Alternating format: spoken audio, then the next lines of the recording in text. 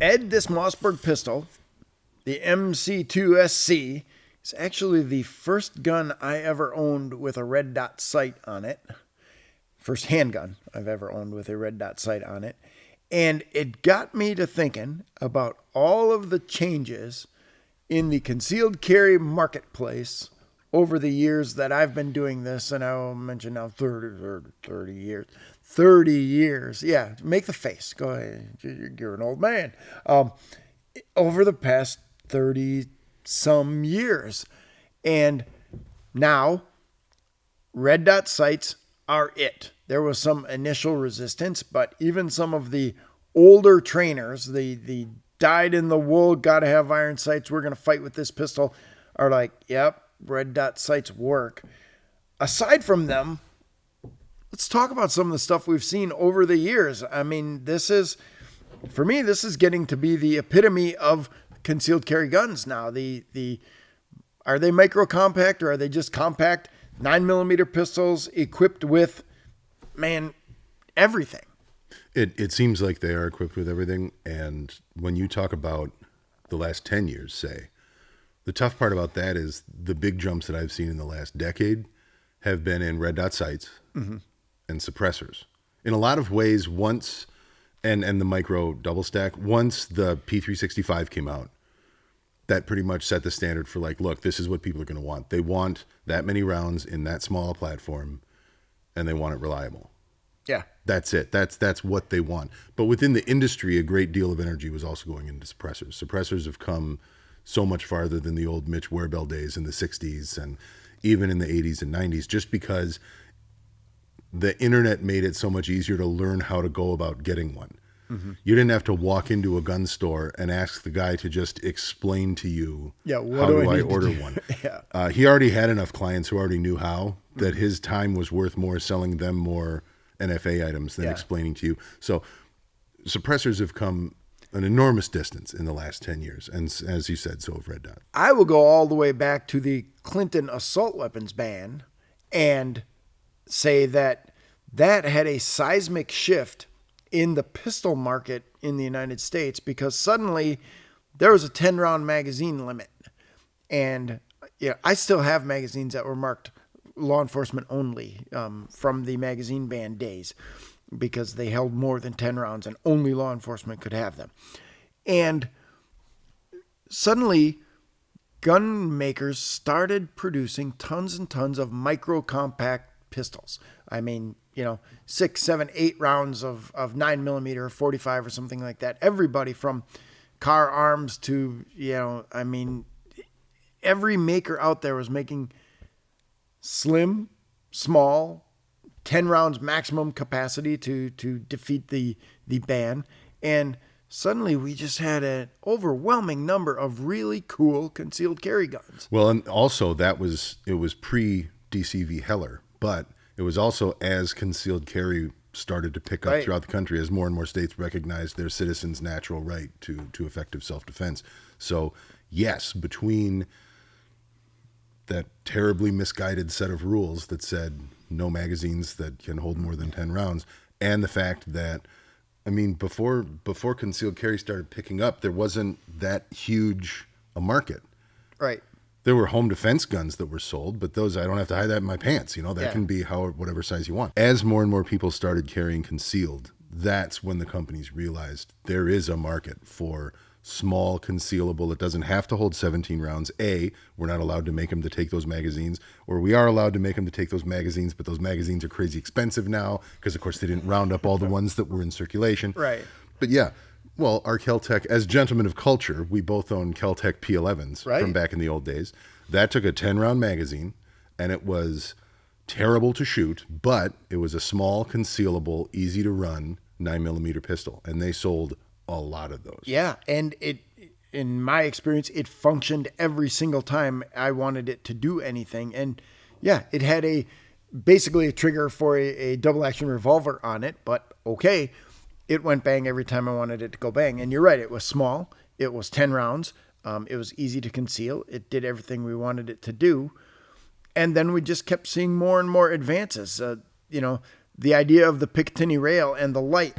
As soon as we got really good flashlight technology that was going to, one, be super bright, work the way we wanted it to work, and stand up to the forces of recoil on a pistol.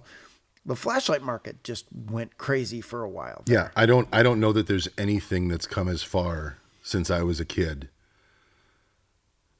Frozen pizzas might be tied with flashlights as like what's come the farthest since I was a little kid. But it's incredible. And if we're going by the last 10 years, one of the biggest jumps forward was now it charges like a cell phone. Right. It used to be this goes through a pair of CR123As every month and a half. Like this is getting expensive. Now, a lot of them just charge. Granted, it's on the old trapezoid cell phone charger, so hang on to those. But yeah, they just charge like a cell phone now. Well, I have an Olight sitting on my desk with a magnet on the back end of it that's charging it. The magnet goes right on the button switch, and I'm over the moon that I'm not buying batteries for this flashlight all the time. I ain't got the schooling for that. Yeah, well, exactly.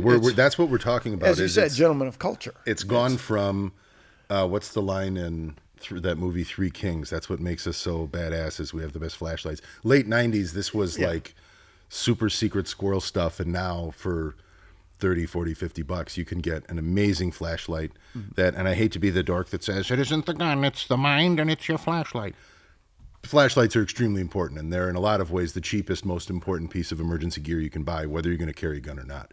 So now, especially in the span of the last 10 years, they're crazy effective, they're crazy affordable, and you don't have to bankrupt yourself buying batteries for them. Yep. And I immediately went with, on my concealed carry gun, my Glock 19, I went with the light and laser combo, using I believe it's a Galco King Tuck holster with the rare earth magnet inside it to turn my light and laser on as I drew it and turn it off as I reholstered the gun.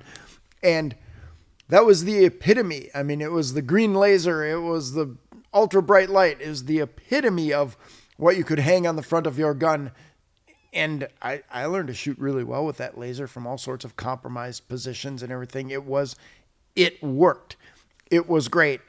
And now it's gone. Galco doesn't even make that holster anymore. Doesn't even make the holster for the gun with the light and laser combo that I have anymore, because everybody's gone to red dot sights. It's, I don't know, like a wave, an ebb and flow or whatever. Lasers were great, and then they disappeared. Well, and lasers are better than red dots in one specific way.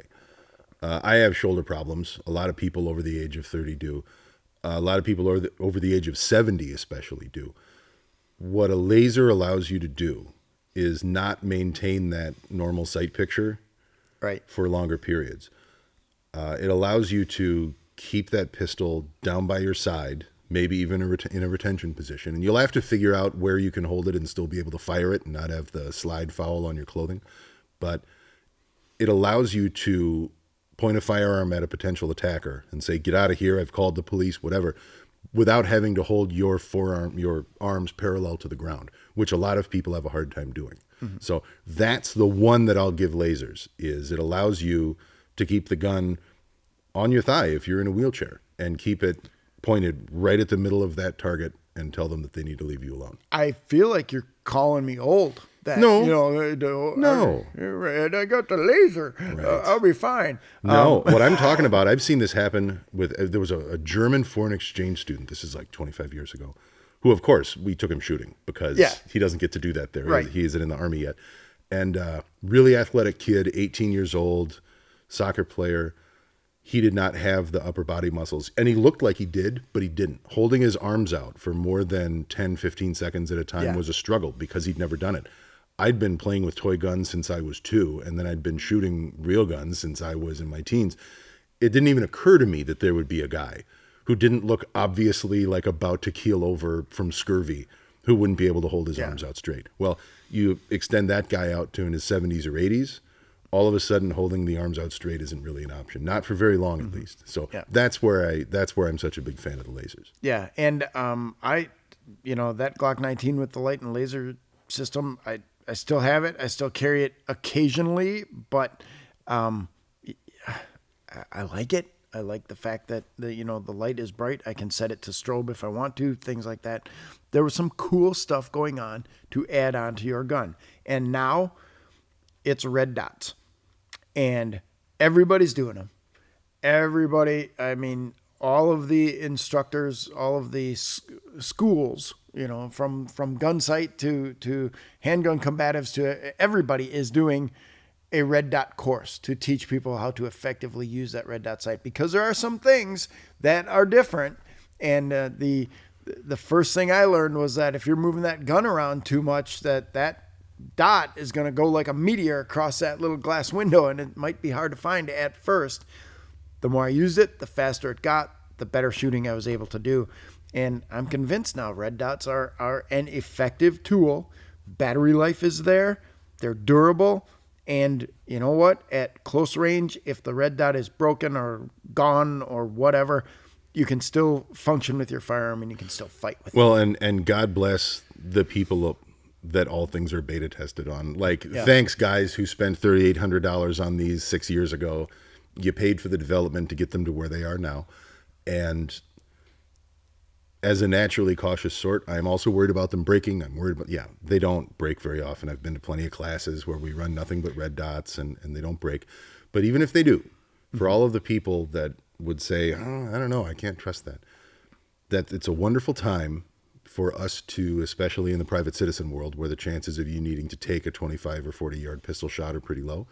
This is when we can, once again, teach about flash sight picture, teach about using the firearm itself as a sighting system. It's another technology that some people are still going to be angry about.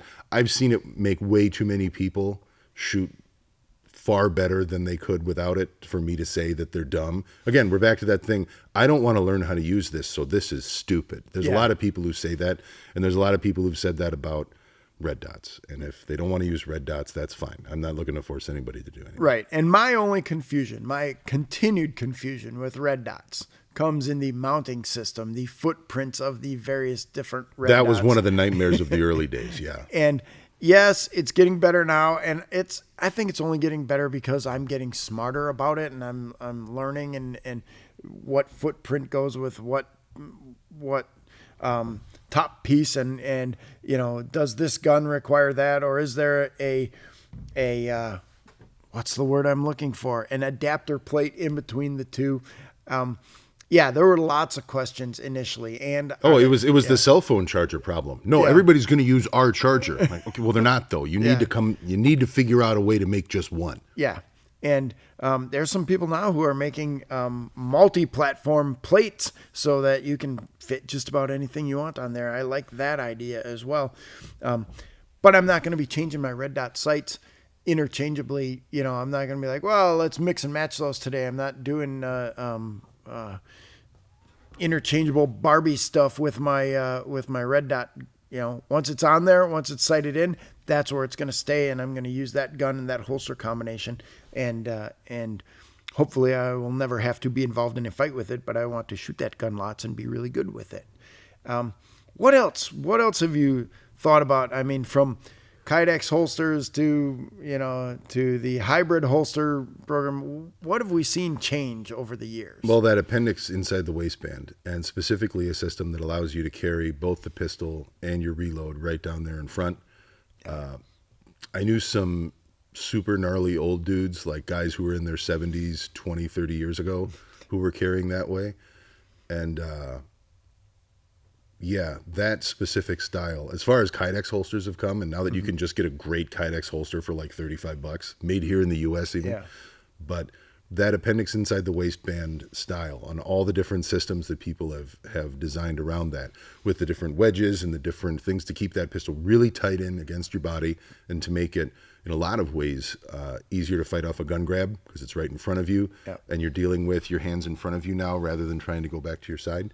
That one snuck up on me and surprised me, because you and I, being former law enforcement, we always carry, or at least we always try to carry, between 3 and 4 o'clock, pretty much where our hand is used to going to. We try to carry our reloads anywhere on the left side. I moved mine back around to the back rather than the normal 11 o'clock, like on a duty belt, but we don't drastically move away from that. But anybody who says appendix inside the waistband, that's this insane new trend, I don't even know how to answer that. Like, the original like wheel lock and flintlock pistols had big long clips on them to so stick in a sash in the front of your pants. Yeah. So people have been doing this for quite a while. Yeah, and there's still some arguments about it, but it appears to be effective. And it again, we're not going to tell people what they have to do. We will introduce them to a way of doing things. And it is not the way, it is a way. And here are several different ways. But I'm kind of excited to see what the next 10 years in concealed carry brings, because I have been jaded enough to say, oh yeah, another new gun. It's a reciprocating slide magazine fed with a trigger safety. Okay. These people who are building guns are smart people and they're making cool stuff.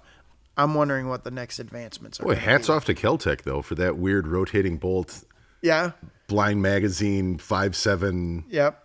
Yeah. They're looking at different stuff, doing different stuff, trying it differently. And yeah, that one feeds through the top like the old Mauser broom handle. Yep. And what can you put 20 5.7 rounds in it? I believe it was or something like that? 20. Yeah. Yeah. And 5.7 by 28 is a perfectly acceptable caliber. I mean, it's doing things that people really wanted to do. It might be a little lightweight for penetrating a vehicle if you're in a gunfight around a car, but it gives you plenty of punch. And if you got to make long shots, it's accurate out to long distances. That might be another way to figure out, I've seen a lot of work on the 5.7 pistols, and they can only get them so small based on the ballistics and the way that the round burns and even just like the that. size of the cartridge. I mean, Yeah.